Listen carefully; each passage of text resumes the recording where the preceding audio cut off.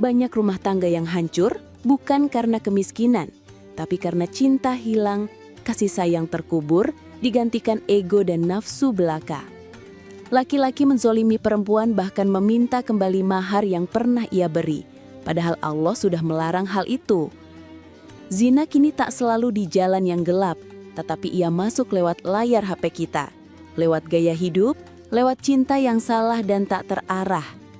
Dari incest yang dibungkus fantasi gelap belaka, bahkan ada yang hingga polyandry dan swingers. Mereka sebut kebebasan, tetapi menjadi kebablasan. Tapi Allah Maha Penyayang. Allah menjelaskan semuanya di surat Quran An-Nisa ayat 19-26. Bahwa sesungguhnya ada pagar agar kita tak jatuh. Jangan menzolimi perempuan. Jadi jangan dekati zina, jagalah kehormatan rumah tangga, dan kembalilah kepadanya. Karena rumah tangga yang suci tanpa zina adalah benteng terakhir peradaban. Hal inilah yang akan menjadi pembahasan kita untuk jauh dari zina. Allah sudah kasih semua jawabannya di Al-Quran. Yuk kita sama-sama belajar dari ayat ini. Astaghfirullah Rabbal baraya. Astaghfirullah minal khataya.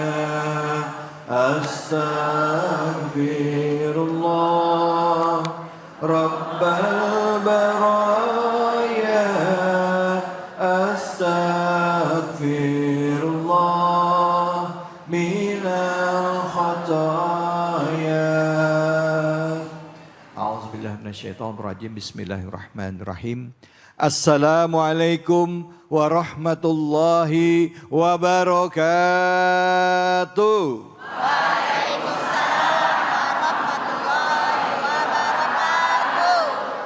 Alhamdulillah, alhamdulillahirabbil alamin. Puja dan puji kita panjatkan atas kehadirat Allah Subhanahu wa taala.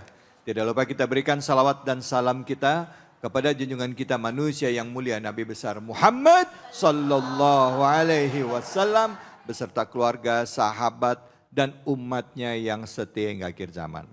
Bu? Ya. Pak? Ya. Lemes banget ini bapak-bapaknya. Pak? Ya. Nah, itu kan kelihatan ada 2.000 orang yang jawab ianya. Bapak-bapak, ibu-ibu sekalian dan juga pemirsa iNews dimanapun saja Anda berada. Seperti biasa kami hadir ya setiap akhir pekan ya menghadirkan tema-tema yang dekat dengan keseharian kita. Dalam program kesayangan kita yaitu Cahaya Hati Indonesia. Yang kami bahas adalah tentang pernikahan. Berapa banyak di antara kita yang hadir dan juga mungkin Anda di rumah yang mengalami atau pernah melihat rumah tangganya sepertinya bukan rumah tangga yang membawa kedamaian. Ada? Ada? Pernah lihat? Mana orangnya? Enggak di sini. Tapi ada. Ya, kita akan bahas ya. Padahal rumah tangga itu seharusnya setiap kita menikah, harapan kita adalah menjadi rumah tangga yang sakinah. Di dalamnya ada mawaddah warahmah. Tapi enggak jarang rumah tangga yang dijalani bukan memberikan kedamaian. Tapi seperti neraka. Dan juga ini semua disebabkan oleh perbuatan dan sikap dari masing-masing suami atau istri.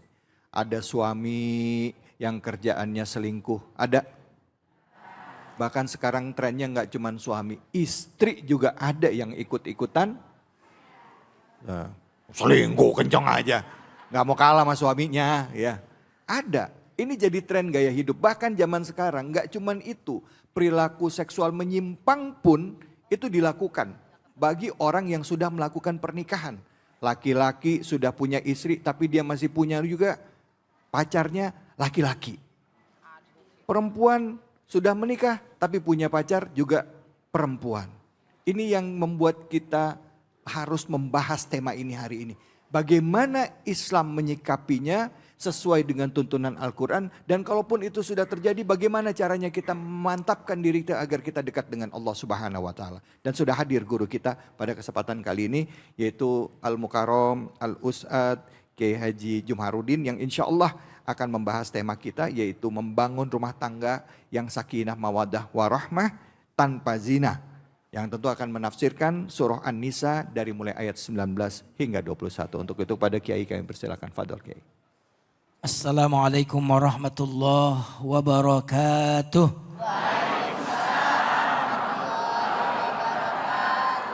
Dari jawab salamnya ini jawab salam keluarga yang sakinah. Amin. Mawaddah warahmah. Jawab salamnya ini kelihatannya mau pergi umroh. Amin. Amin ya Rabbal alamin. Amin ya Allah. Amin ya Allah. Alhamdulillah wassalatu wassalamu ala Rasulillah sallallahu alaihi wasallam wa ala alihi wa ashabihi ajma'in. Amma ba'd. Yang saya hormati jamaah Masjid Al-Muhajirin Perumnas 1 Bekasi ya. Yang mudah-mudahan yang hadir diberkahi oleh Allah Subhanahu wa taala. Dan tentu host kita yang ganteng Mas David, terima kasih. Dulu di zaman jahiliyah, karena kita bahas surat An-Nisa ayat 19, 20 dan 21. Apabila ada seorang suami istri, suaminya meninggal, berarti meninggalkan istri. Ternyata tradisi Arab jahiliyah dulu, istri yang meninggal ini tradisinya diwarisi oleh keluarga almarhum suaminya tadi. Diapain? Diwarisi. Jadi kalau harta diwarisi masih wajar. Tapi saking zalimnya pada masa itu sampai istri anak ketika anak itu meninggal diwarisi oleh keluarganya, diwarisi oleh ayahnya, mungkin diwarisi oleh adiknya. Maka surat An-Nisa ayat 19 Allah Subhanahu wa taala berfirman, "Ya ayyuhalladzina amanu la yahillu lakum an tarisun nisaa karha." Wahai orang yang beriman, haram hukumnya kalian mewarisi, mempusakai seorang wanita. Ini luar biasa, Islam datang untuk kemudian mengangkat harkat dan martabat wanita. Subhanallah. Berarti ibu untung udah Islam. Kalau enggak bu, ibu jadi warisin. Kemudian jamaah sekalian yang dimuliakan Allah. Ada juga pada masa itu suami yang sudah tidak lagi cinta kepada istrinya. Boleh jadi karena sudah jelek. Halo bu, sudah jelek berarti sudah tua. Seringkali tantangan kita dalam berkeluarga itu sebelum dapat cantiknya luar biasa istri, betul? Sebelum suami jadi suami, gantengnya luar biasa. Tapi kadang-kadang ketika sudah dapat istri orang yang cakep. Hati-hati, setan senantiasa membuat kita melihat rumput tetangga Hijau. Padahal rumput tetangga hijau karena disiram. Oh iya. Istri tetangga cantik dimasukin salon. Lah bini sendiri kagak disalonin acan, bagaimana mau cantik? Nah karena dia sudah tidak suka lagi sama istrinya, dia tidak ingin dia yang menceraikannya, tapi dia ingin supaya istrinya menuntut cerai. Karena kalau suami yang menceraikan bu, dia nggak bisa minta mahar kembali. Gitu ya bu. Jadi kalau suami sudah menikah, lalu suami menceraikan istri, mahar tidak bisa diminta lagi oleh istri. Oleh suami maksudnya. Tapi apabila yang menuntut cerai hulu namanya, istri yang menuntut cerai, maka suami bisa menuntut mahar kembali. Suami bisa menuntut sejumlah uang. Maka kalimat berikutnya dari ayat 19 apa firman Allah? Wala ta'duluhunna litadhhabu bi ba'di ma ataitumuhunna illa ayyatina bi fahishatin mubayyinah. Jangan kalian menyusahkan istrimu. Menekan istrimu. Kasar terhadap istrimu, tidak sayang lagi sama istrimu, supaya istri ini merasa udah gak sakinah lagi. Karena udah nggak sakinah, kalau begitu saya tuntut cerai. Padahal tadinya istrinya nggak mau menuntut. Tapi ini rekayasa suaminya. Suami sengaja jahat kepada istrinya. Sengaja zolim kepada istrinya. Supaya istri ini lama-lama menuntut. Kalau istri menuntut cerai, suami bisa dapat kembali. Nah itu dilarang oleh surat An-Nisa ayat 19. Wala ta'duluhunna. Jangan kamu buat susah mereka. Agar kalian mendapatkan mahar kembali. Lalu yang menarik. Kalau rumah tangga sudah tidak sakinah lagi kata Al-Quran. Kalau rumah tangga tidak bahagia lagi. Jangan buru-buru menceraikan istrimu. Tapi lihat perintah Al-Quran. Wa'ashiruhunna bil ma'ruf.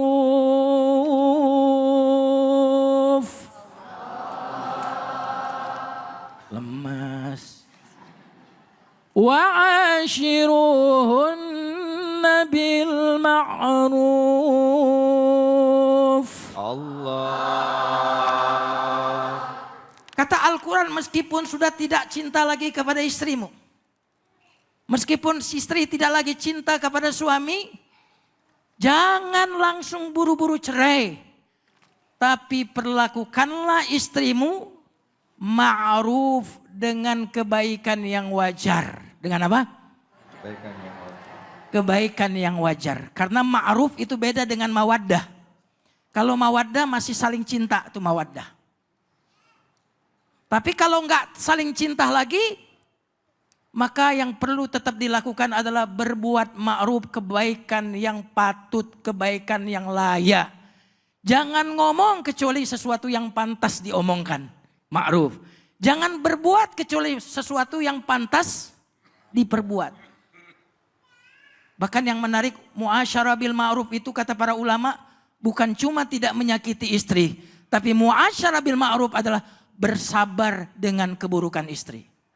Subhanallah. Banyak orang yang mengatakan wa ashiruhunna bil ma'ruf, jangan sakiti istrimu. Jangan zalimi istrimu, itu salah satu tafsirnya. Wa ashiruhunna bil ma'ruf, tafsir yang kedua adalah bukan cuma jangan zalimi istrimu, tapi bersabarlah atas keburukan istrimu. Subhanallah.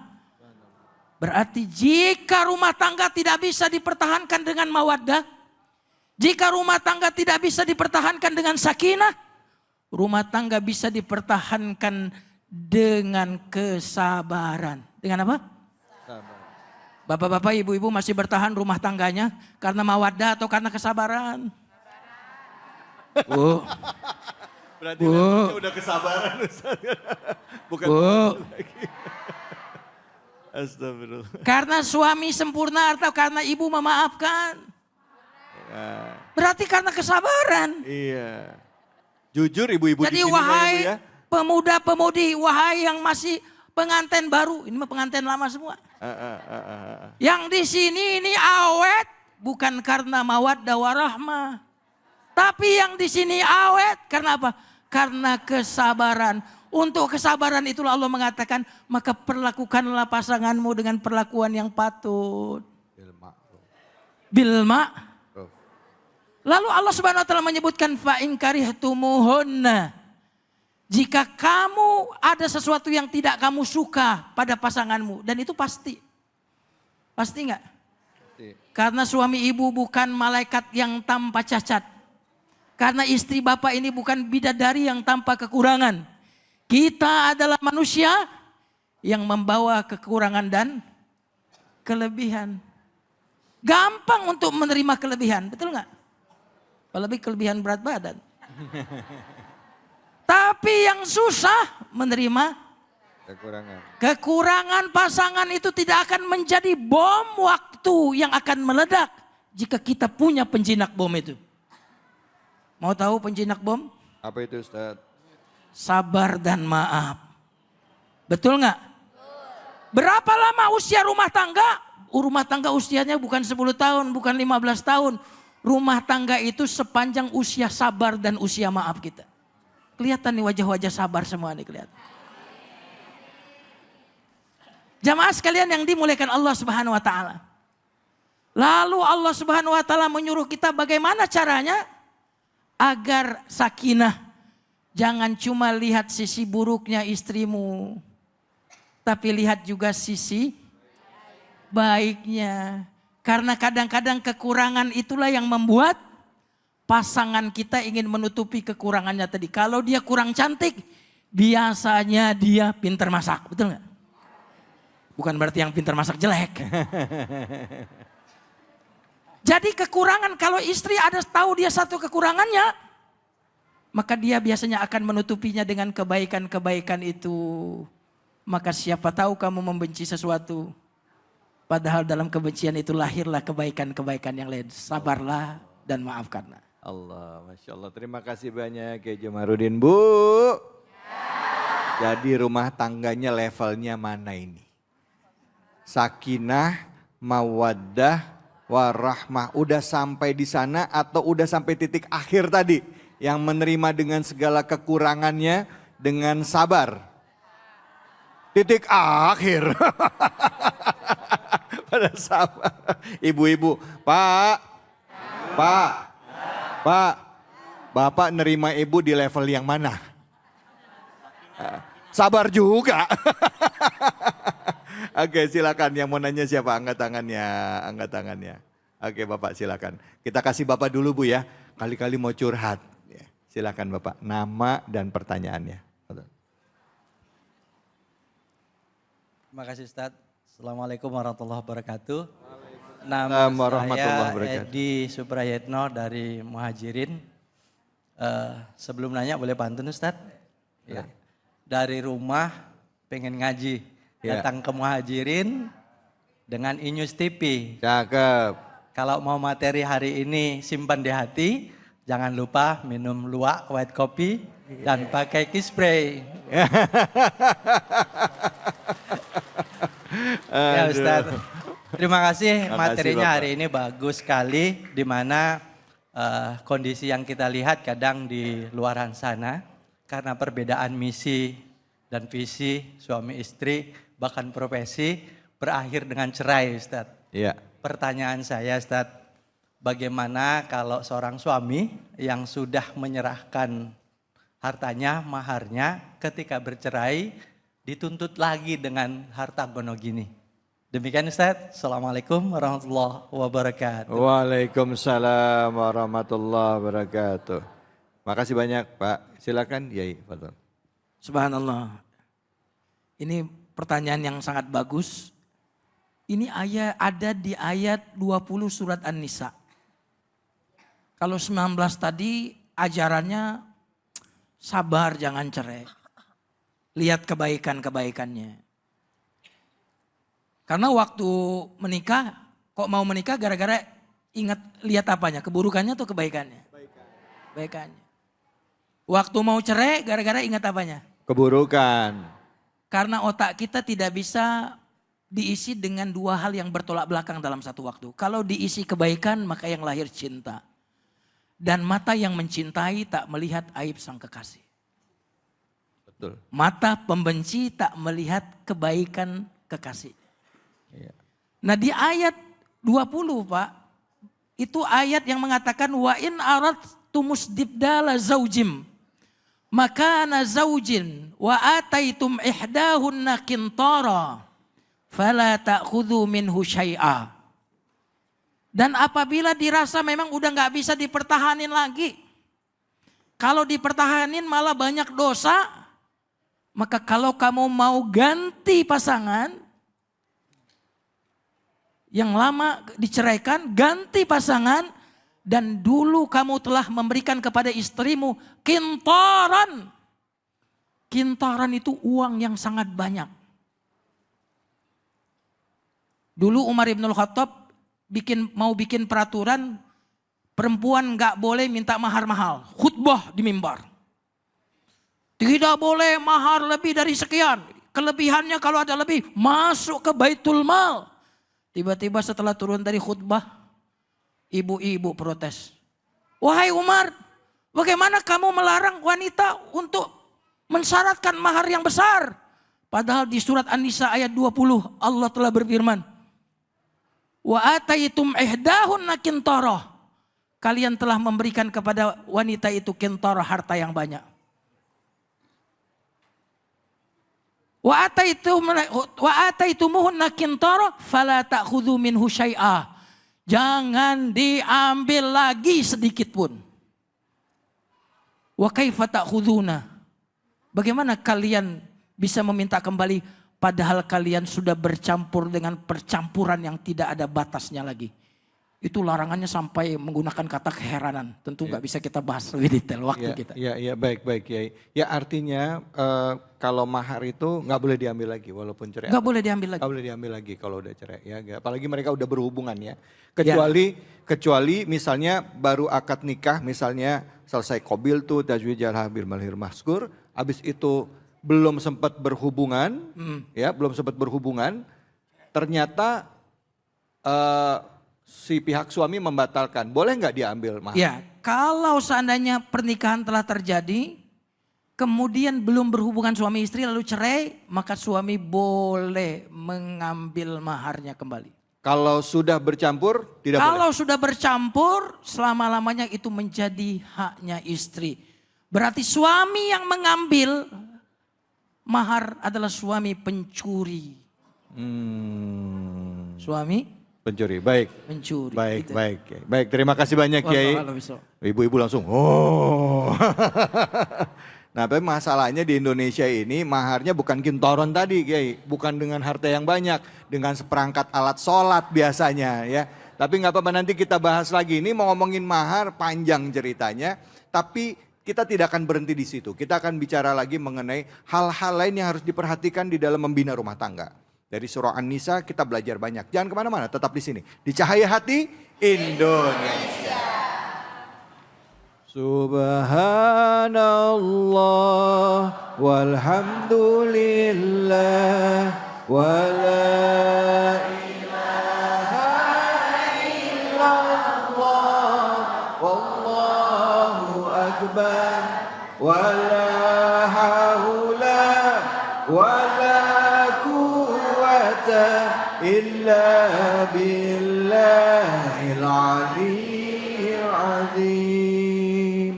Subhanallah walhamdulillah wa la ilaha illallah wallahu akbar wa la haula wa la quwwata illa billahil aliyyil azim. Sallu ala Nabi Muhammad.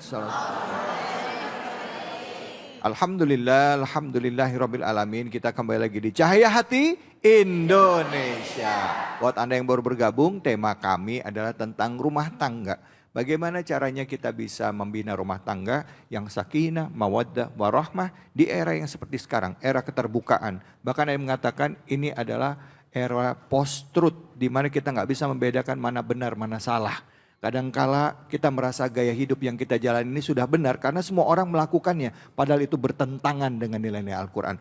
Untuk itu kita langsung masuk ke kajian kita selanjutnya. Tadi kita membahas surah An-Nisa ayat 19 hingga 21. Sekarang akan dilanjutkan surah An-Nisa ayat ke-22 hingga 23. Yang insya Allah akan disampaikan oleh guru kita Al-Habib Isa Al-Kaf. Fadhal. Masya Allah, jazakumullah khairan.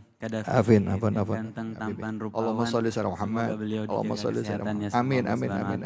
Dan ibu-ibu sekalian, assalamualaikum warahmatullahi wabarakatuh. Waalaikumsalam warahmatullahi wabarakatuh. Alhamdulillahirabbil alamin wa bihi nasta'in ala umuriddin waddin wassalatu wassalamu ala asyrafil anbiya'i wal mursalin wa ala alihi wa sahbihi wa man tabi'ahum bi ihsanin ila yaumiddin. Ibu-ibu, bapak-bapak, pemirsa di rumah sekalian, pernikahan adalah ibadah yang agung. Ikatan pernikahan, saat seseorang mengikat pernikahan di hadapan walinya, dia berjanji di hadapan seseorang yang membesarkan anak tersebut, mulai dari bayi, balita, anak-anak, remaja hingga dewasa menjadi orang yang dicintainya. Selain itu, dia juga berikrar di hadapan Allah Subhanahu wa taala. Oleh karena itu, Allah Subhanahu wa taala nyatakan di dalam Al-Qur'an, wa akhadna minhum mitsaqan ghalidha. Kami telah ikat engkau dengan ikatan yang agung yang disaksikan langsung oleh Allah Subhanahu wa taala dan para malaikat Allah Subhanahu wa taala. Oleh karena pernikahan adalah ibadah yang agung, maka pernikahan harus diatur betul-betul, dan aturannya Allah Subhanahu wa taala detilkan di dalam Al-Qur'an mulai dari sebelum pernikahan atau pranikah sampai ketika pernikahan atau saat pernikahan itu berlangsung dan usai pernikahan tersebut selesai, atau saat bercerai, atau saat seorang istri kehilangan suaminya karena meninggal, atau suami kehilangan istri karena meninggal, atau pasca pernikahan. Semuanya diatur sama Allah Subhanahu wa taala, termasuk pranikah sebelum bernikah. Maka para ulama dan salaf zaman dulu, kalau ada anak orang lain mau ngelamar anaknya, dia syaratin dulu. Apa syaratnya? Syaratnya kamu harus membaca kitab nikah terlebih dahulu. Minimal baca kitab Ihya Ulumuddin, karangan Imam Ghazali, bab nikah. Kalau sudah hatam kitab itu, sudah benar-benar paham, sudah benar-benar tahu apa makna dari pernikahan, barulah dia boleh melamar anak tersebut. Nah, termasuk apa yang Allah ajarkan di dalam Al-Quran, dalam surat An-Nisa ayat 22. Allah Subhanahu wa taala berfirman, "Wala tankihu ma nakaha aba'ukum minan nisa'i illa ma qad salaf." Janganlah engkau menikahi perempuan yang sudah dinikahi oleh ayah kamu.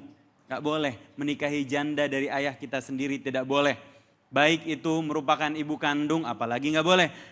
Ataupun ibu tiri yang tidak melahirkan kita, gak boleh kita menikahi seseorang yang sudah dinikahi oleh ayahanda kita. Illa ma qad salaf, kecuali yang udah kejadian sebelum ayat ini turun. Innahu kana fahisyah, karena perbuatan tersebut adalah perbuatan yang keji, tidak ada kebaikan di dalamnya. Wa maqtan, dan dibenci oleh Allah Subhanahu wa taala. Wa sa'a sabila, dan jalan yang buruk. Kenapa buruk? Karena dia akan mempengaruhi nasab. Jadi kacau nasabnya, dan akan mempengaruhi DNA. Jadi kacau DNA-nya karena sudah lebih dulu bercampur dengan ayahanda. Kemudian Allah jelaskan di dalam surat An-Nisa ayat ke-23 bahwa siapa saja yang tidak boleh kita nikahi.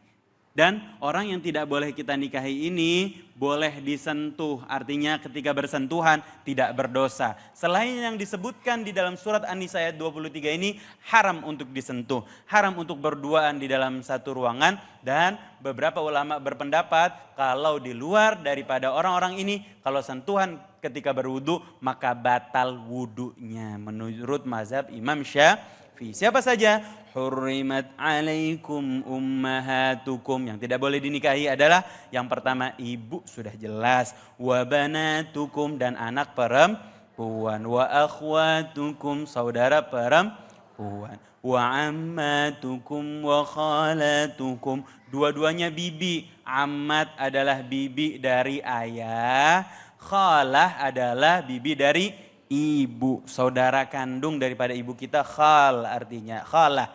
Saudara kandung daripada bapak kita, ammah namanya.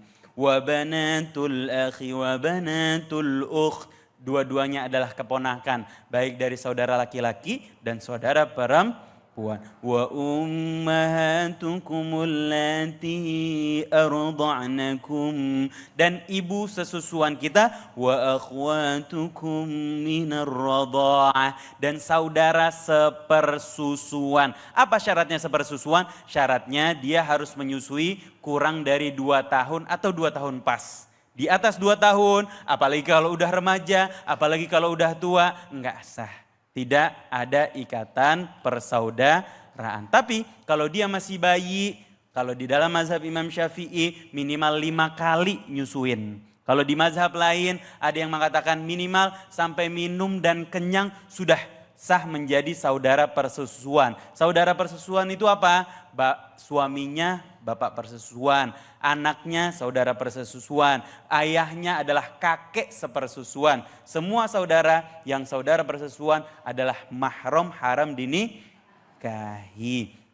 Wa ummahatukum allati wa ummahatu nisaikum wa rabaibukum allati fi hujurikum.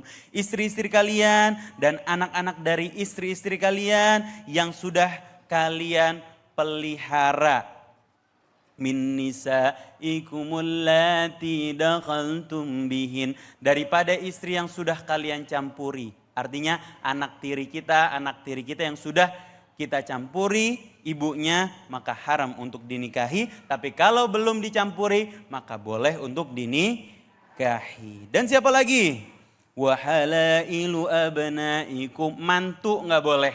Termasuk mertua juga nggak boleh. Wa antajma'u bainal ukhtaini illa ma qad salaf, dan juga nggak boleh menikahi kakak beradik sekaligus kecuali yang udah kejadian sebelum ayat ini turun. Innallaha kana ghafurar rahima, karena Allah Maha Pengampun lagi Maha Penyayang terhadap kesalahan yang tidak diketahui. Wallahu a'lam bishawab. Silahkan kalau ada pertanyaan. Masya Allah Habib. Bu, Pak, ayatnya panjang, waktunya singkat. Tapi ini yang jelaskan penting supaya kita tahu mana yang boleh dinikahi, mana yang tidak, ya, gitu. Silakan, mungkin ada yang punya pertanyaan tentang hal ini. Boleh angkat tangannya siapa? Oh, bapak-bapak lagi ini kayaknya. Silakan Bapak, Fadal.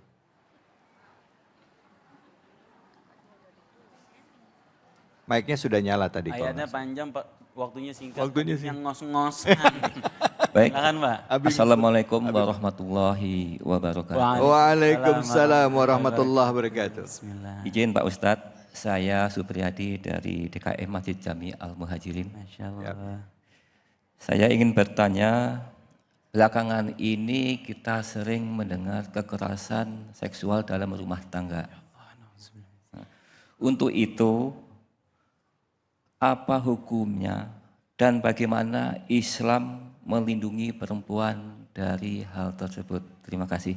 Wassalamualaikum warahmatullahi wabarakatuh. Waalaikumsalam warahmatullahi wabarakatuh. Kekerasan seksual dalam rumah tangga artinya ini dilakukan oleh suami kepada istrinya.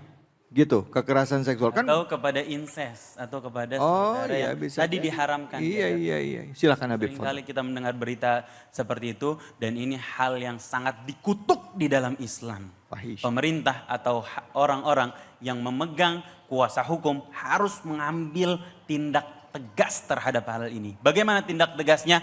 Tindak tegasnya adalah dihukum dan diperlihatkan hukumannya agar menjadi efek jera untuk orang lain. Islam datang untuk melindungi para perempuan. Karena sebelum Islam datang, para perempuan kerap kali dilecehkan. Beberapa di antara kaum jahiliyah kerap kali melihat perempuan hanya fungsi biologisnya semata. Sehingga kalau perempuan datang bulan, dia ditaruh di kandang-kandang. Na'udzubillahimin dzalik. Baru kalau sudah bersih, ditaruh di rumah lagi. Maka perilaku seperti ini harus ditindak tegas dan harus mendapat perhatian agar tidak terulang lagi. Wallahu a'lam bishawab. Masya Allah, terima kasih banyak Habib. Bu, Pak, prihatin kita melihat berita yang ada ya, walaupun tidak semua ya. Dan ini bukan cuma dilakukan oleh kaum muslimin ya, ini perilaku menyimpang oleh manusia ya. Ada bapak yang memaksa atau ruda paksa kepada anaknya ya. Ya baik itu anak laki-laki maupun anak perempuannya dan lain sebagainya. Ini jadi PR bagi kita untuk mengawasi dan menjaga anak-anak kita. Apalagi anak yang dibawa atau anak yang masuk dalam rumah tangga ini mungkin dulu pernah ada pernikahan sebelumnya ya. Anak bawaan istri atau anak bawaan dari suami ya yang mengalami hal tersebut. Tadi sudah dijelaskan oleh Habib ya. Jangan takut untuk menyampaikan kebenaran dan anak kita butuh perlindungan. Islam menghargai itu dan menghormati itu. Jadi kita harus tegakkan itu sesuai dengan ajaran Islam. Ya Bu ya? Bu? Jangan begini-begini aja. Ya Pak ya? Setuju Pak? Oke baik, kalau gitu kita langsung akan berbagi keberkahan dengan luwak white coffee. Jangan kemana-mana, tetap di sini, di Cahaya Hati Indonesia. Subhanallah walhamdulillah wa la ilaha illallah wallahu akbar wa la haula wa la quwwata illa billahil aliyyil azim. Subhanallah walhamdulillah wa la ilaha illallah Allahu akbar wa la haula wa la quwwata illa billahil aliyyil azim. Alhamdulillah, alhamdulillahirabbil alamin. Kita kembali lagi di Cahaya Hati Indonesia. Subhanallah walhamdulillah wa la ilaha illallah Allahu akbar. Kalimat tasbih ya, mengagungkan Allah, membesarkan Allah, selalu senantiasa kita upayakan untuk selalu hadir, membasahi bibir dan juga selalu ada di dalam hati dan jiwa kita. Kenapa? Karena dengan asbab kalimat tadi, dengan zikir tadi, itu mungkin bisa jadi yang menyebabkan doa-doa kita dikabulkan oleh Allah Subhanahu wa taala. Jangan pernah lengah satu detik pun tanpa berzikir kepada Allah Subhanahu wa taala. Baik pemirsa dimanapun saja Anda berada, kita akan lanjutkan kajian kita yang membahas surah An-Nisa. Dari tadi kita bahas adalah ayat 19 sampai 23 yang menjelaskan tentang siapa saja ya yang diharamkan untuk dinikahi atau tidak boleh untuk dinikahi. Tadi berhenti di ayat ke-23.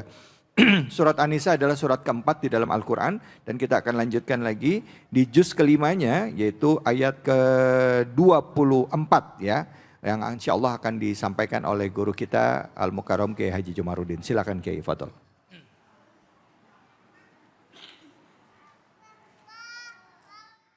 Jamaah sekalian yang dimuliakan Allah, apa kabar? Alhamdulillah. Tadi Habib Isa sudah mengemukakan di ayat sebelumnya, ayat 23, ayat 22, 23, tentang siapa saja yang diharamkan untuk dinikahi. Nah di ayat 24, ditambah lagi sedikit siapa saja yang tidak boleh dinikahi. Wal muhsanatu minan nisa'i illa ma malakat aymanukum. Dan juga diharamkan menikahi wanita yang sudah bersuami. Halo? Yang sudah apa? Bersuami. Berarti sudah punya orang. Jamaah sekalian yang dimuliakan Allah. Ini yang kadang-kadang yang kita sering poliandri namanya. Kalau poligami, laki punya istri satu atau dua? Istri, tri kan tiga berarti. Punya lebih dari satu itu namanya poligami. Dan itu dalam Islam tidak dianjurkan. Tapi dibolehkan. Tapi syaratnya jamaah sekalian, syaratnya harus kebaikan. Berarti kalau sampai ngerusak yang pertama lalu ambil yang kedua, itu berarti nikahnya tidak sesuai dengan tujuan syariat. Syariat tujuan pernikahan adalah untuk kebaikan. Berarti kalau untuk kehancuran tidak disyariatkan. Satu aja hancur, apalagi dua. Adapun poliandri wal muhsanatu minan nisa, itu tidak dibolehkan dalam Islam. Kita menikahi orang yang statusnya masih menjadi istri orang. Nah inilah yang terjadi, banyak perselingkuhan. tertarik kepada istri orang. Karena jemaah sekalian yang dimuliakan Allah, kadang-kadang setan itu menghiasi yang haram itu terlihat indah. Betul ya? Coba kalau saya tanya, maksiat itu kira-kira rasanya manis atau pahit? Berarti pernah ngerasain ya?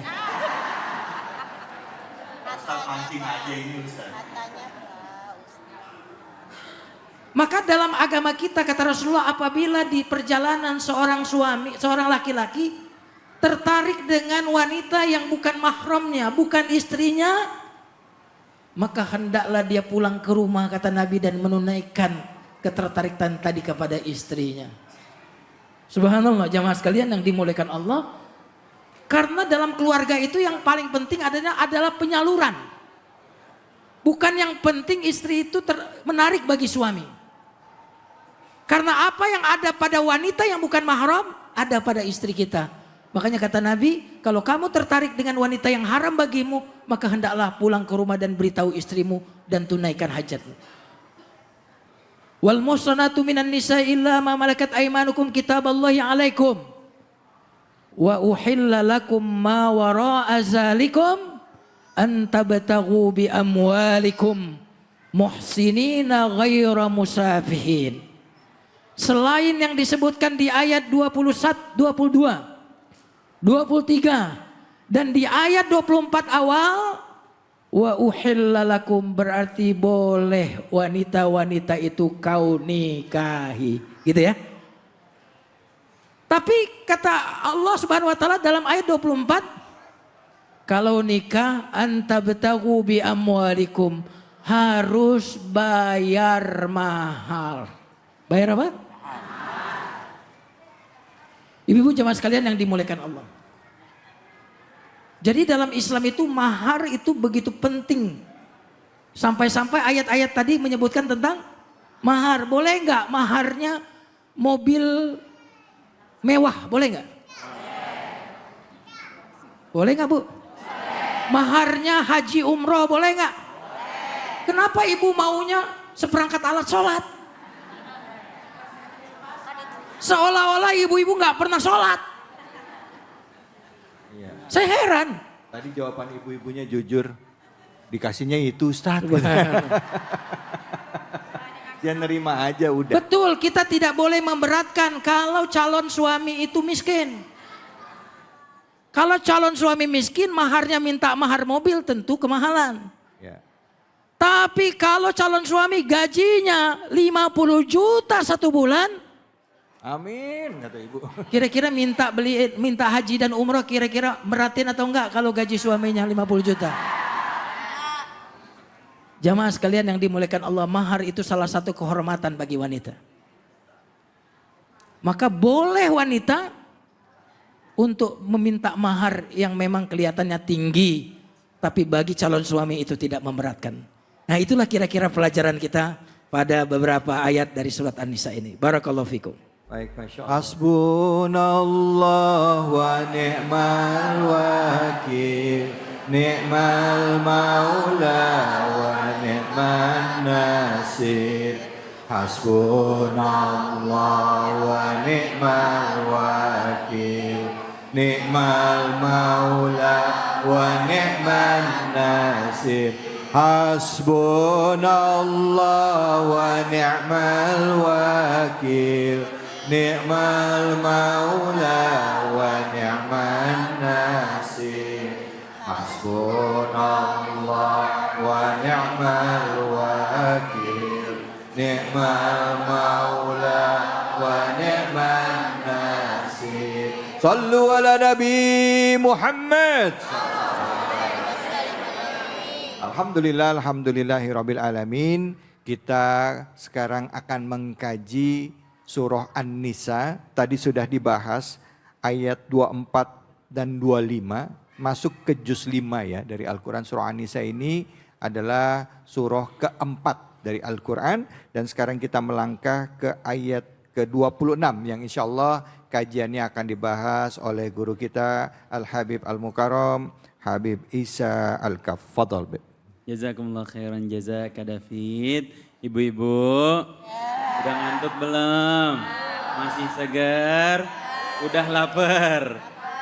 Alhamdulillah. Terakhir, Allah Subhanahu wa taala menjelaskan di dalam surat An-Nisa ayat 26 bahwa semua perintah Allah Subhanahu wa taala, semua yang disyariatkan oleh Allah Subhanahu wa taala, semua yang diperintahkan kepada kita sebagai umat muslim, umatnya baginda Nabi Muhammad sallallahu alaihi wasallam, segalanya adalah sesuatu yang akan menuntun kita kepada kebenaran, memberikan kejelasan hidup kita di dunia, membuat kita bisa memilih mana yang benar, mana yang salah, mana yang harus dijalankan, mana yang harus ditinggalkan, mana yang harus diprioritaskan dan mana yang harus ditinggalkan.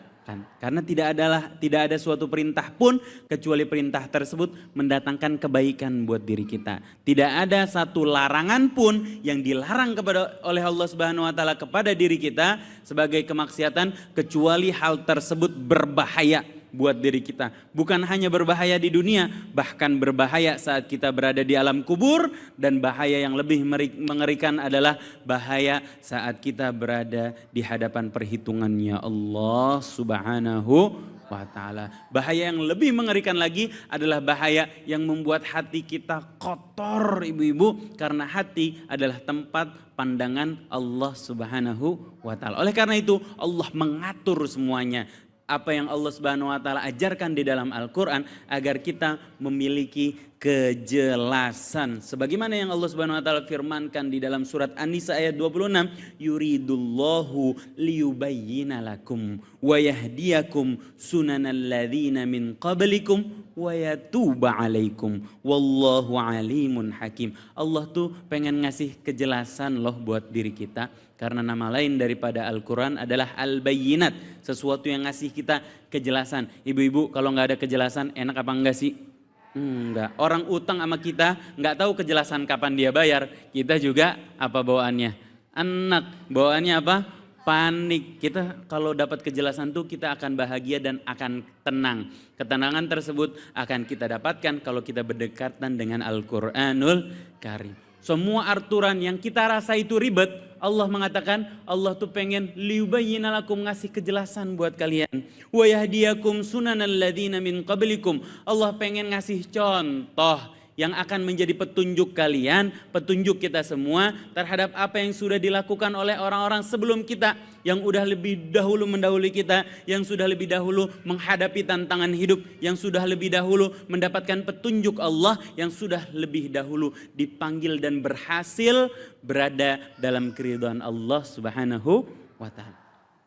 Wa yatuba alaikum, dan Allah pengen membenahi kesalahan kita. Yang tadinya kita banyak bodohnya, yang tadinya kita banyak maksiatnya, yang tadinya kita banyak salahnya, yang tadinya kita banyak zolimnya terhadap orang lain, bahkan lebih parah terhadap diri sendiri dengan dosa dan kemaksiatan kita. Allah pengen mengampuni itu. Gimana cara Allah mengampuninya? Adalah dengan kita nurut sama perintah Allah, jauh dari larangan Allah, serta bertaubat, berjanji sama Allah tidak mengulangi sama sekali dosa yang kita lakukan kepada Allah, sama sekali tidak melakukan kemaksiatan dan pembangkangan terhadap segala perintah Allah. Allah pengen itu. Allah pengen nutupin dosa kita. Allah pengen menutup rapat-rapat aib kita. Makanya Allah perintahkan segala sesuatunya termasuk dalam urusan rumah tangga. Allah atur supaya aib kita ditutup sama Allah, dosa kita ditutup sama Allah, kesalahan kita diperbaiki sama Allah, kekurangan kita ditambal sama Allah. Wa yatuba alaikum wallahu alimun hakim, karena Allah maha mengetahui lagi maha bijaksana. Gak ada yang lebih tahu kesalahan diri kita dibandingkan Allah, bahkan lebih daripada diri kita sendiri. Gak ada yang tahu kekurangan kita dibandingkan Allah, gak ada yang lebih tahu dibandingkan Allah, bahkan dari diri kita sendiri. Gak ada yang tahu gimana cara nutup kekurangan kita selain Allah Subhanahu wa taala. Gak ada yang tahu bagaimana besarnya memalukannya aib kita, dan Allah pengen menutup itu, dan bagaimana agar menghapus aib itu selain Allah Subhanahu wa taala. Maka serahkan semuanya kepada Allah. Kasih semuanya kepada Allah. Akui semua kesalahan dan dosa kita kepada Allah. Akui segala kemaksiatan, kecerobohan, kebodohan kita. Di hadapan Allah, bukan di status Instagram. Di hadapan Allah, bukan di status sosial media. Di hadapan Allah, bukan di gosip-gosip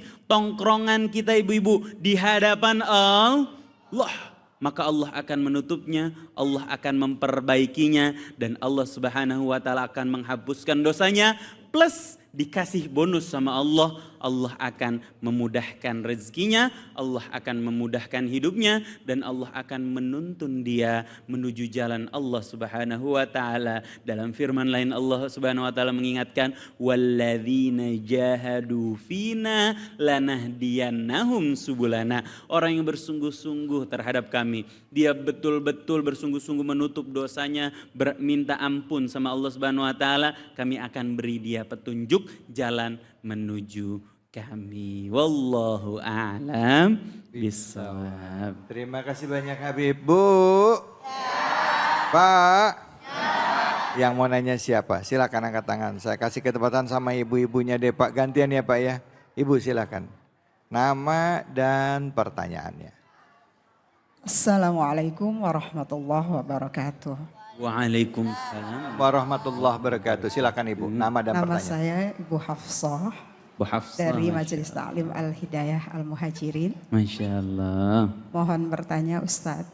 Silahkan. Sekarang kan zaman gadget ya Ustadz. Betul. Ya, kadang itu bisa membuat kebaikan buat diri kita, kadang juga membuat rusak diri kita.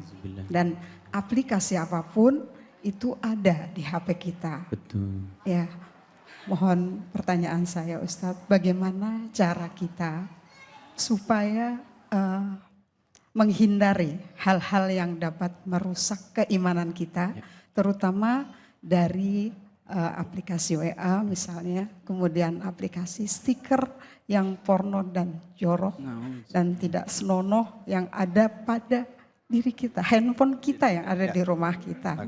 Dan itu dengan mudah kita buka di handphone kita. Jazakallahu khairan katsiran. Assalamualaikum warahmatullahi wabarakatuh. Waalaikumsalam warahmatullahi wabarakatuh. Habib, mungkin saya pertebal lagi kali ya Habib ya. Pertanyaan Ibu itu dari media sosial atau mungkin dari handphone, itu potensi selingkuh itu juga cukup besar, ya kan? Ya. Ada orang melakukan perselingkuhan itu melalui media sosial, mungkin dari mulai kata-kata yang simple, apa kabar, selamat pagi, kamu lagi ngapain, ya kan Bu ya? Nih Bu kayaknya pengalaman banget ngelihatnya. Kayaknya gue tahu nih ada yang kayak begini nih ya, gitu ya kan? Kamu lagi apa, udah makan belum lah, udah ada tangan masih nanya udah makan belum. Silakan Habib yang kayak gini gimana menyikapinya, fadhol ya Habibi. Ibu-ibu hati-hati sama setan gepeng. Apa itu setan gepeng? Nih setan gepeng, ini bisa menuntun kita, memudahkan hidup kita, tapi kita juga bisa bergantung dan bahkan kita bisa berdosa sebelum ketemu sama orang lain dengan handphone kita. Na'udzubillahimin dalik. Terutama dosa yang paling sering yang kita dapati lewat handphone kita adalah dosa pandangan. Barang siapa yang berhasil menghindarkan pandangan haram, maka Allah akan gantikan dengan kelezatan iman di dalam hati kita. Tahan sedikit dari memandang yang haram. Tahan sedikit dari melihat sesuatu dengan pandangan merendahkan. Tahan sedikit dari melihat sesuatu dengan syahwat dari mata kita. Maka Allah akan menggantikan itu dengan kelezatan iman di dalam hati kita. Amin ya rabbal alamin. Sebaliknya, kalau kita belum bertobat terhadap pandangan kita, maka hati kita akan menjadi rusak. Kata Sayyidina Ali bin Abi Thalib, barang siapa yang tidak bisa menjaga matanya, maka hatinya tidak ada harganya. Na'udzubillahimin dzalik. Beberapa ulama bilang, berapa banyak orang yang menghadapi sakaratul maut dengan sulit atau bahkan su'ul khatimah karena dia belum sempat bertaubat terhadap pandangan haramnya. Na'udzubillahimin. Maka jaga diri kita, jaga keluarga kita, jaga anak-anak kita dari pandangan haram agar Allah menjaga hati dan keimanan kita. Wallahu a'lam. Bisawab. Bu. Pak. Memang banyak ya hal yang bisa dibahas mengenai pernikahan ini. Tadi kata Habib dijelaskan kita harus pandai-pandai menjaga diri. Karena yang namanya setan gepeng ini juga bisa juga jadi malaikat gepeng juga ya. Bukan malaikat tapi bisa jadi amal soleh bagi kita ya. Bisa jadi amal soleh apa? Dengan menebarkan kebaikan, mencari informasi yang bermanfaat ya. Terus juga kita tebarkan kebaikan. Bukan untuk jadi sarana maksiat ya. Karena kalau udah sarana maksiat jadi bisa nanti dosanya dosa jariah ya kan gitu. Tapi kalau jadi amal jariah malah lebih baik. Bukan begitu ya Bu ya? Bu, Bu, bisa dipelototin sama ibu-ibu kenapa ini? Ya Pak. Baik, kita akan lanjutkan lagi. Tadi ada banyak beberapa pertanyaan juga yang belum terjawab. Bagaimana dengan mahar yang tinggi ditetapkan orang tua kepada pasangannya? Terus juga bagaimana dengan orang-orang yang melakukan pernikahan tapi nikahnya nikah mut'ah?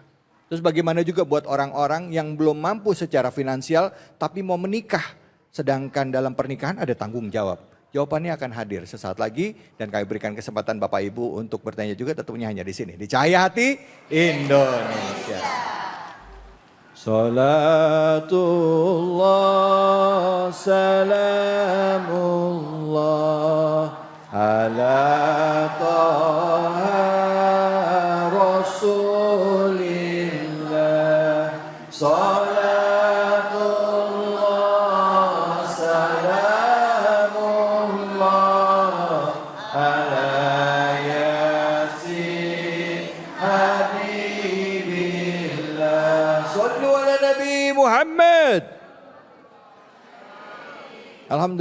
Alhamdulillahirabbil alamin. Bahasan tentang pernikahan dari kajian kita surah An-Nisa ayat 19 hingga 26 ya.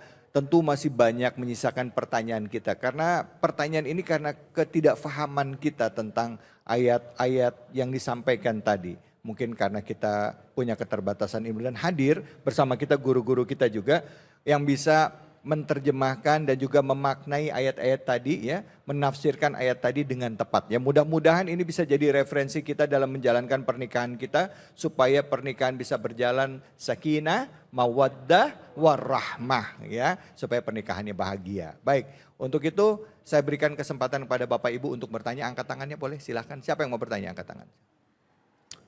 Oke, silakan Ibu. Assalamualaikum warahmatullahi wabarakatuh. Waalaikumsalam warahmatullahi wabarakatuh. Saya Siti Munirah dari Majelis Taklim Al-Ikhlas.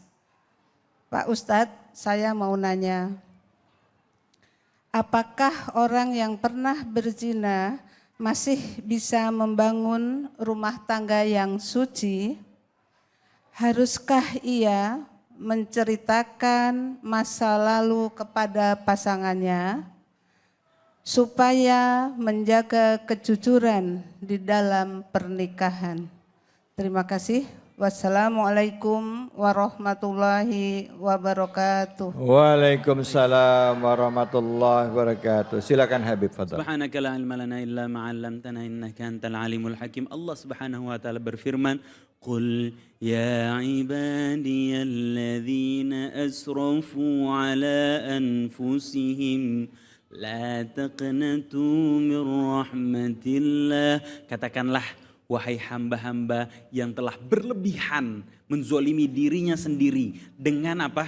Dengan berdosa kepada Allah Subhanahu wa taala. Yang sudah terlampau banyak dosanya sama Allah, apapun dosa tersebut, kata Allah, jangan pernah kamu berputus asa dari rahmatnya Allah Subhanahu wa taala. Innallaha yaghfirudz dzunuba jami'a. Karena Allah mengampuni segala macam dosa. Jadi kesalahan apapun yang sudah kita lakukan, kalau kita bertobat minta ampun dan bersungguh-sungguh, bertaubat bersungguh-sungguh untuk berjanji sama Allah tidak akan mengulangi kesalahan yang sama seumur hidup. Itu baru taubat. Dan mengembalikan hak orang lain yang ada pada diri kita. Itu baru taubat. Sudah berjanji sama Allah, berikrar sama Allah, tidak akan mengulanginya lagi, menyesal, mengaku salah kepada Allah terhadap perilakunya. Selama nafasnya masih berhembus, selama dia masih dalam kesadaran, masih ada kesempatan dia buat bertaubat kepada Allah Subhanahu wa ta'ala. Adapun aib yang sudah ditutup sama Allah, aib yang sudah kita nggak diketahui sama orang lain, aib yang sudah Allah Subhanahu wa taala biarkan tidak diketahui sama orang lain, tidak boleh kita buka. Karena penutupan aib itu adalah nikmat dari Allah Subhanahu wa taala. Kadang-kadang tidak tahu lebih baik daripada tahu. Maka tidak perlu diceritakan kepada pasangan terhadap dosa masa lalu kita. Aibnya sudah ditutup, berdoa sama Allah supaya Allah menutup aib kita dan berusaha kalau ada kita dengar, lihat aib orang lain, kita tutup. Kita tidak menjadikannya bahan gosip dan bahan gibah. Niscaya Allah akan menutup aib kita di dunia, bahkan nanti saat berada di hadapan perhitungannya Allah Subhanahu wa ta'ala. Insya Allah jaga rumah tangga kita dan dia masih berhak membangun rumah tangga yang suci asal dia bersungguh-sungguh bertaubat kepada Allah Subhanahu wa ta'ala. Beb, tapi afwan Beb, kalau misalnya laki-laki pernah melakukan itu di masa sebelum menikah, misalnya anak bujang ya, belum pernah ada pernikahan sebelumnya, betul, bisa nggak ketahuan. Tapi kalau perempuan, bisa. Ya ini kan kadang dilema, maaf ya Bu ya, mungkin anak kita kepleset atau berbuat khilaf ya, itu bagaimana? Apakah sebelum pernikahan perempuan ini harus terbuka dengan si pasangannya bahwa saya sudah pernah berhubungan? Artinya ini kan khilaf ya, artinya ya Allah alam, saya nggak ngerti juga. Tapi untuk kasus seperti ini bagaimana ya Habibie? Sesuai dengan kebijakan masing-masing, akan tetapi lebih baik jika hal tersebut ditutup rapat-rapat, tidak dibuka kepada siapapun. Cukup antara dia dan Allah Subhanahu wa taala saja yang tahu. Selama masa iddah atau masanya sudah lewat, apalagi sudah berlalu lama, insya Allah Allah jaga kerahasiaannya. Mudah-mudahan Allah pantaskan dia untuk memiliki rumah tangga yang suci kembali, dan dia harus benar-benar bersungguh-sungguh tidak melakukan itu seumur hidupnya. Masya Allah. Baik Habib, terima kasih banyak Bu. Udah jelas ya? Apa ya jelas ya. Silakan. Baik, ini untuk pertanyaan yang kedua, pertanyaan saya ini ya Habib, Ustadz, ya mungkin Ustadz Jumharudin kali ya, yang tadi mengenai orang yang menetapkan mahar, khususnya orang tua yang menetapkan mahar tinggi kepada anaknya. Nah, boleh nggak seperti itu? Sedangkan anaknya keduanya udah saling cinta. Nggak jarang di antara kedua anak ini yang akhirnya karena orang tuanya seperti itu, entah pernikahannya jadi batal atau mereka kawin lari. Kan capek kawin lari. Ngos-ngosan. Silakan. Gimana orang tua harus bersikap terhadap hal ini dan bagaimana juga kita menyikapinya? Silakan. Ya, pertanyaan yang sangat bagus. Secara hukum fikih itu hak bagi wali untuk menetapkan mahar, dan tidak ada dalam Islam batas minimal dan batas maksimal. Nah, ketika orang tua dari wanita ini menetapkan mahar, tentu calon suami ini bisa nego. Oh, bisa, iya. Tentu bisa nego. Nah, nanti kalau ada kesepakatan ya bagus. Kalau tidak ada kesepakatan, memang tidak terjadi pernikahan. Jadi secara fikih boleh menetapkan mahar sampai Umar Ibn Khattab khutbah naik mimbar. Itu diprotes oleh seorang ibu-ibu. Gara-gara Umar melarang mahar yang tinggi.